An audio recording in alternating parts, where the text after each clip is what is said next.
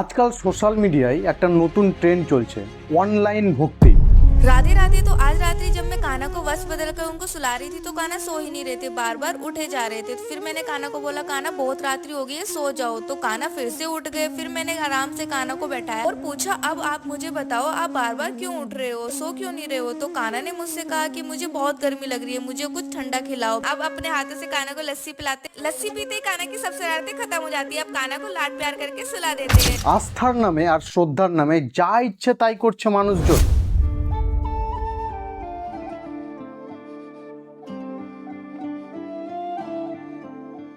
এটা কোনো ভক্তি বা আস্থা না, এটা পুরোপুরি এন্টারটেনমেন্ট কন্টেন্ট। আজকাল ইনস্টাগ্রাম, ফেসবুকে এমন অনেক ভক্ত দেখা যাচ্ছে যারা নিজের সোশ্যাল মিডিয়া অ্যাকাউন্ট চকচকে করার জন্য ভক্তি দেখিয়ে ঘুরে বেড়াচ্ছেন। আমি জানি আমাদের হিন্দু ধর্ম অনেক স্বাধীনতা দেয় নিজেদের সঙ্গে ভগবানের একটা ব্যক্তিগত সম্পর্ক গড়ে তোলার জন্য, কিন্তু তার মানে এই নয় যে আপনি সব লিমিট ক্রস করে দেবেন, ভগবানের নামে রিল বানিয়ে টাকা কামাতে শুরু করবেন আর গোটা দুনিয়াকে দেখাবেন কিভাবে আমরা নিজেরাই নিজেদের ধর্ম ও সংস্কৃতির একটা মজা বানিয়ে রেখেছি।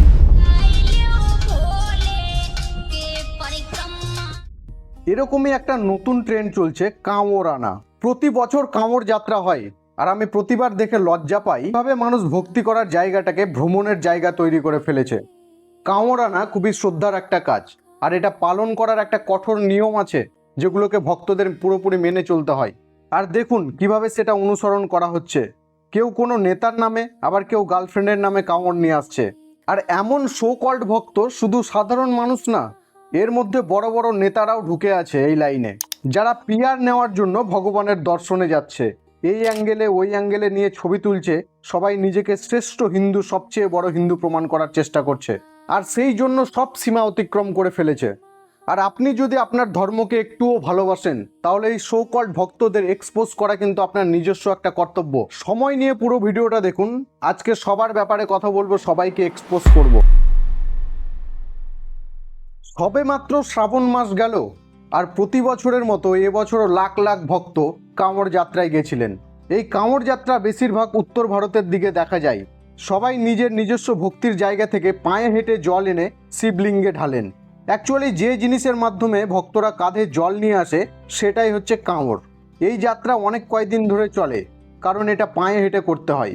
এজন্য কিছু লোক ভক্তদের জন্য বিশ্রামাগার বানান যেখানে ভক্তরা বিশ্রাম নিতে পারেন। কিন্তু পুরো এই যাত্রায় ভক্তদের কিছু কঠোর নিয়ম পালন করতে হয়। যেমন বোলবম ভজনাবলী অনুযায়ী এই সময় ভক্তদের ব্রহ্মচর্য পালন করতে হয়।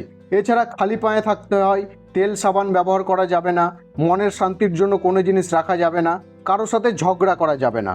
বহু বছর ধরে কাঁওর যাত্রা এই একইভাবে বা একই প্রথা মেনে চলে আসছে।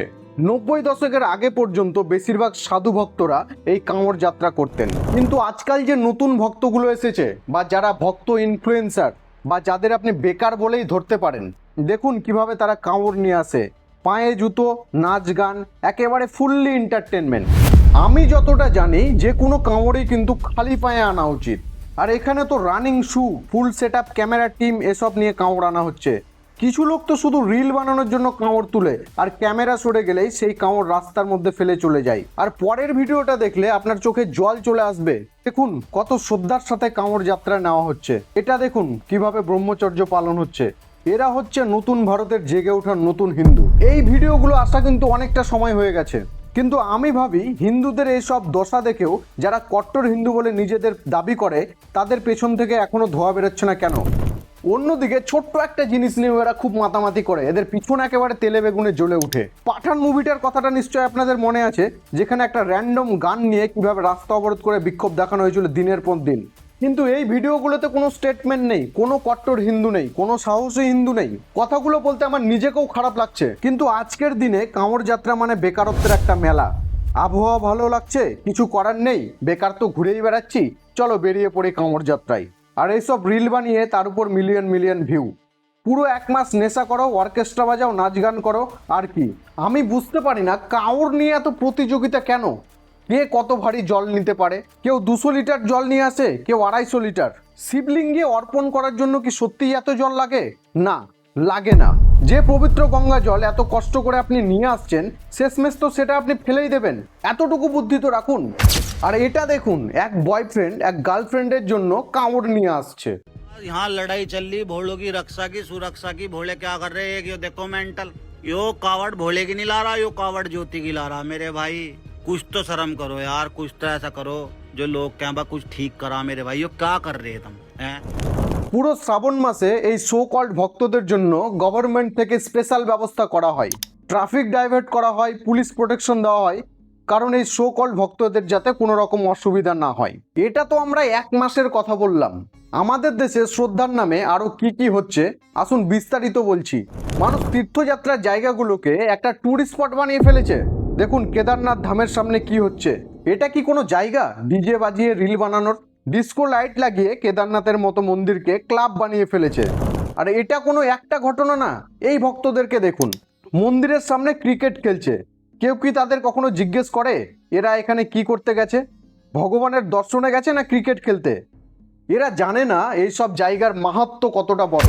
মানে নাচ গান করার জন্য কি দেশে জায়গা কম পড়ে গেছে? কেন এসব করছেন মন্দিরের সামনে? মন্দিরগুলোতে এত ভিড়, কিন্তু এদের মধ্যে কেউ সত্যিকারের ভক্ত না, এরা শুধু ঘুরতে এসেছে। মন্দির এখন মন্দির না, হয়ে গেছে ট্যুরিস্ট স্পট।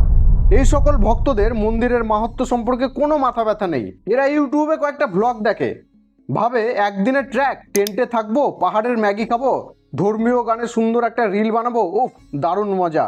তারপর সেই রিলের ভিউ থেকে আবার টাকা কামাবো। অনেকেই আছে যারা এই কথাগুলো হজম করতে পারবে না, বলবে এতে খারাপ কি, বলবে এতে কি ভুল আছে, এসব করলে ক্ষতি কি। তাদেরকে আমি বলতে চাই মন্দিরের সামনেই কেন এসব করতে হবে? দেশে কি জায়গা কম পড়ে গেছে এইসব জিনিস করার? আসল সত্যি হলো এদের ভিউজ চাই, লাইক চাই, কারণ ব্যাকগ্রাউন্ডে যতক্ষণ না মন্দির দেখা যাবে ততক্ষণ রিলে লাইক ভিউ আসবে না। এদের সত্যিই কোনো লিমিট নেই। এরা ভিউজ আর ফলোয়ার্সের জন্য যে কোনো লিমিট ক্রস করতে পারে। কথাগুলো কেন বলছি এই ভিডিওটা দেখুন। তুংনাথ মন্দিরের সামনে বসে মদ খাওয়া চলছে, আর এই সো কল্ড ভক্তরা কখনোই বাড়ি ফিরে এটা বলবে না যে আমরা তুংনাথ মন্দিরের সামনে বসে মদ খেয়েছি।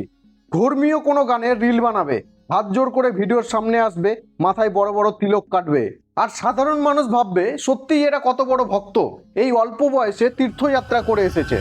এই কারণেই আমি কথাগুলো বলছি যে কিছু সংখ্যক মানুষ তীর্থযাত্রার জায়গাগুলোকে ট্যুরিস্ট স্পট বানিয়ে ফেলেছে। এতক্ষণ তো এক ধরনের ভক্তদের কথা আমি বললাম, এবার যে ভক্তদের কথা বলবো তারা হচ্ছে আল্ট্রা প্রো ম্যাক্স। ভারতবর্ষের ধর্মের নামে ফলোয়ার্স আর ভিউজ কামানো খুবই সহজ একটা ব্যাপার। প্রথম যখন সোশ্যাল মিডিয়া এসেছিল তখন লোকজন কি করতো? ভগবানের একটা ছবি পোস্ট করে বলতো লাইক করুন, শেয়ার করুন, আপনার ভালো হবে, মনোকামনা পূর্ণ হবে, কেউ শেয়ার না করে যাবেন না। এভাবে এঙ্গেজমেন্ট নেওয়ার একটা সিম্পল পদ্ধতি ছিল। কিন্তু আজকাল মানুষ এঙ্গেজমেন্টের জন্য নিজেকে বড় ভক্ত হিসাবে দাবি করছেন, নিজের ব্যক্তিত্বকে এমনভাবে উপস্থাপনা করছেন যে সে কত বড় ভক্ত, আর নিজেকে বলছে আমি শ্রীকৃষ্ণের সবচেয়ে বড় দাসী। ইনস্টাগ্রামে এরকম প্রচুর মানুষ পাবেন, এরকম রিলস আপনার চোখের সামনে কখনো না কখনো তো এসেছে। আর এইসব শো অফ করা ভক্তদের আমি বলি লাড্ডু গোপাল কাল। ছোট বাচ্চা যারা পুতুল নিয়ে খেলে তাদের আর এদের ভিডিওর মধ্যে আপনি কোনো পার্থক্য খুঁজে পাবেন না। এইসব মানুষ মূর্তিকে খেলনার মতো করে রেখেছেন। প্রথমত আমার এটা জানার খুব ইচ্ছে, গোপাল ঠাকুরকে নিজের কাছে রাখার ট্র্যাডিশন কে তৈরি করেছিল? কোনো শাস্ত্রে তো এরকমভাবে কিছু লেখা নেই। মানে মানুষ নিজেরাই নিজেদের জন্য একটা ট্র্যাডিশন তৈরি করেছে। দেখুন আমি অনেক লোককেই জানি যারা নিজেদের বাড়িতে গোপালের মূর্তি রাখে, স্নান করায়, ভোগ দেয়, পূজা করে, সেবা করে। এই সকল মানুষের ভক্তি সীমিত থাকে, এতটুকু ভালোও লাগে, মনে হয় যেন তারা সত্যিই ভক্তি করছে। আর যদি প্রত্যেকদিন আপনাকে গোপালের স্নান করা, ভোগ দেওয়া দেখায়, তাহলে তো আপনি দেখবেন না, ভিউজ কমে যাবে, রিচ কমে যাবে। रात में प्रसाद लगा तो वाले है ना जी। हाँ वो भग गए थे भीख लगी है शायद मैंने ऐसा लगा। কিন্তু যে নাটকবাজি ইনস্টাগ্রাম ফেসবুকে চলছে এদের ট্র্যাডিশনের সঙ্গে কোনো সম্পর্ক নেই। তারা শুধু সোশ্যাল মিডিয়া এঙ্গেজমেন্ট আর রিচ পাওয়ার জন্য এইসব নোংরা ভিডিও বানাচ্ছে। কারণ অনেক মানুষের গোপালের প্রতি একটা প্রেম, ভালোবাসা ও ভক্তি আছে, আর কিছু মানুষ সেটাকে তারা নিজেদের সোশ্যাল মিডিয়া কন্টেন্ট বানানোর উপকরণ হিসেবে ব্যবহার করছে। আর এই জন্য নতুন নতুন গল্প তৈরি করা হচ্ছে। तो आज शाम जब मैं लड्डू गोपाल को छत पर घुमाने लेकर के गई तो मेरे लल्ला को दिख गया आम का पेड़ और वो जिद करने लगे कि उन्हें आम खाना है। तो मैंने कहा कि लल्ला इस पेड़ पे कोई भी आम पके नहीं है, सारे आम कच्चे हैं। तो लल्ला जिद करने लगे और उन्होंने कहा कि मुझे नहीं पता, मुझे बस इसी पेड़ से आम खाना है। फिर मैंने बहुत ढूंढा, फिर मुझे अचानक से एक आम दिखा जो कि पका हुआ था। तो आम देख करके हमारे लल्ला तो हो गए थे बहुत ही ज्यादा खुश, तो मैं उन्हें नीचे ले आई। अब लल्ला खुद से आम तोड़ करके लाए थे तो वो चले गए राधा रानी को आम दिखाने के लिए। तो मैं लल्ला के पास गई, मैंने कहा कि लाइए मैं इसे आपके लिए और राधा रानी के लिए काट करके ले आती हूँ। शाम का टाइम था तो मैंने सोचा राधा रानी और कान्हा जी को आम खिलाने के बाद मैं शाम की आरती भी कर लेती हूँ। उसके बाद जब मैं भोग हटाने गई तो मैंने देखा कि कान्हा तो अपने हाथों में आम लेकर के खुद ही खा रहे थे। अब क्या करें, हमारे बाल गोपाल की छोटी छोटी नादानियां भी बड़ी प्यारी लगती हैं। দেখলেন তো কিভাবে একদম স্ক্রিপ্ট বাই স্ক্রিপ্ট ভিডিও বানানো হয়েছে। বড় বড় সাধুরা পাহাড়ে তপস্যা করে সারা জীবন কাটিয়ে দেয় ভগবানকে পাওয়ার জন্য, আর এই সব ভক্তদের কাছে ভগবান যেন তাদের ঘরের মধ্যেই ঢুকে আছে। আমি সত্যিই বুঝতে পারি না এসব কি মজা চলছে। দেখুন ভগবানের মূর্তিকে স্যালুনে নিয়ে গেছে, মূর্তির সঙ্গে যা ইচ্ছা তাই করছে, আর এইসব করে নিজেদেরকে সবচেয়ে বড় ভক্ত বলে দাবি করছেন। আর এই লোকটাকে দেখুন ভগবানের মার্কশিট নিতে স্কুলে চলে গেছে। এই লোকটা যদি পড়াশোনার সময় ঠিকভাবে পড়াশোনা করতো তাহলে আজকে আর এই দিন দেখতে হতো না। মানে ভগবান এখন অঙ্ক বিজ্ঞান শিখবে? যে গোটা দুনিয়ার সৃষ্টিকর্তা, যে গোটা দুনিয়া তৈরি করেছেন, তাকে এখন অঙ্ক আর বিজ্ঞান শিখতে হবে? ভক্তি আর নাটকবাজিতে কোনো পার্থক্য নাই, দুটো মিশে একেবারে এক হয়ে গেছে। কিন্তু আপনাদের একটা ছোট্ট বিষয় জানিয়ে রাখি, এরা কেউ কিন্তু ভক্তি করছে না, এখানে সবাই শো আপ করছে ভিউজ, ফলোয়ার্স আর টাকা কামানোর জন্য। একদিক থেকে ভগবানকে এরা অপমান করছে, আর এই সমস্ত লোকের কারণেই হিন্দু ধর্মকে অন্য ধর্মের লোকেরা মজার চোখে দেখছে। আপনার যদি ভগবানের প্রতি সত্যিই এতটাই ভক্তি থাকে তাহলে সেটা নিজের ঘরে দেখান, সোশ্যাল মিডিয়ায় এত ঘটা করে দেখানোর কি আছে? দেখুন আমার এই ভিডিও বানানোর উদ্দেশ্য কোনো ধর্মকে প্রশ্ন করা নয়। এমন অনেক লোক আছে যারা পুরো শ্রদ্ধা ভক্তির সাথে ভগবানের সেবা করে আসছেন। আমি তো সেই সব ভক্তদের কথা বলতে চাইছি না, আমি তাদের কথা এখানে বলতে চাইছি যারা ফলোয়ার ও ভিউ বাড়ানোর জন্য ভগবানের ভক্তি করার ভান করে নোংরা নাটক করে চলেছে। ধর্মের নামে কিছু লাইক আর কিছু ফলোয়ার বাড়ানোর চেষ্টা করছে, ধর্মকে একটা ট্রেন্ডি কন্টেন্ট ভাবছে আর নিজেদের কুল দেখাতে চাইছে। অন্যদিকে রিসেন্ট ঘটে যাওয়া আমাদের বাংলারই একটা কথা বলি, আগে এই ভিডিওটা দেখুন।